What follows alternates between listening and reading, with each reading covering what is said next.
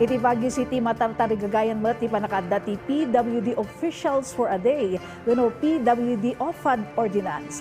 Tapno may talo ti laing dagiti maseknan iti tayak ti politika. Ada report ni UCP TV intern Yvonne Adrianne Dumsang.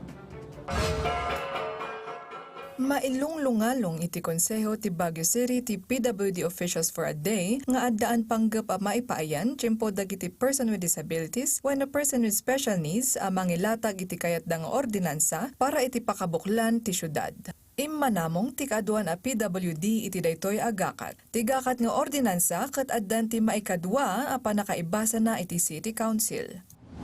Mabalin mo kasi damot siguro ti nga amu ti daduma nga amu iti daduma nga nakaadal kinhan nga nakaadal. Kaya dati amu ti PWD nga anda nga amu met. Sigon kani Councilor Liado Royangot iti kanito ang maaprobaran kas ordinansa ti Gakat ti CSWDO ti mangpili kadagiti makipaset manipod iti nagtuduma nga accredited groups ti PWD iti syudad. Maipaayanda iti 1,000 nga honorarium iti panagtugawda kas opisyal iti maysa nga aldaw. The positions that they will occupy, it will be the office of the mayor, the vice mayor, the 12 regular members of the Sangguniang Panlungsod, the 3 ex-officio members, the Liga ng Barangay President, Sangguniang Kabataan President, and the IPMR.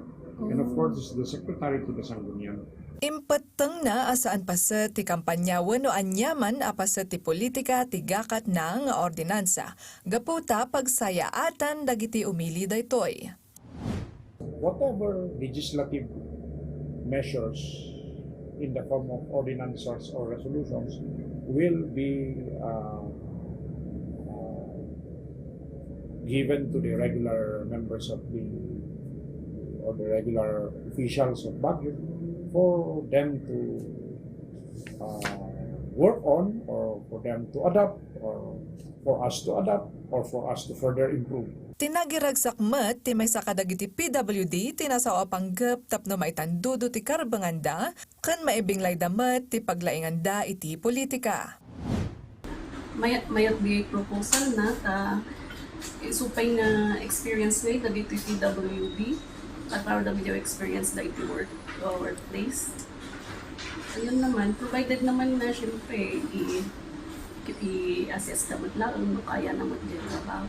Babaan iti daytoy Gakat mapagtalinaed ti koneksyon ti PWD iti kagimungan ken iti gobyerno.